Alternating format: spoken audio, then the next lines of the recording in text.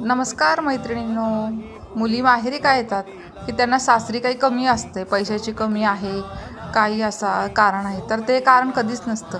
मुली माहेरी एवढ्यासाठी येतात की त्या मुलगी बनून जगू शकतात. सासरी त्यांच्या अंगावर एवढ्या जबाबदारी असतात. सुनेची जबाबदारी, जावेची जबाबदारी, बहिणीची जबाबदारी, बायकोची जबाबदारी, आईची जबाबदारी, अशी माहेरी कोणतीही त्यांच्यावर जबाबदारी पडत नाही. त्या बिनधास्त आईवडिलांच्या छत्रछायेखाली राहू शकतात.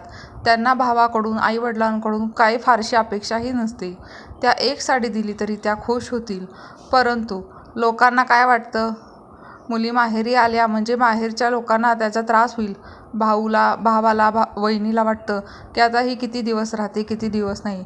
फारच कमी मैत्रिणींना असं माहेर मिळतं की तिथं आग्रहाचं निमंत्रण असतं. त्यांना सासरी काही कमी आहे म्हणून त्या येणार नाहीत तुमच्याकडं, तर त्यांना मनसोक्त मुलगी म्हणून जगता यावं म्हणून त्या येतात. धन्यवाद. माझी माहिती आवडली असल्यास माझ्या चॅनलला लाईक आणि सबस्क्राईब करा. श्री स्वामी समर्थ.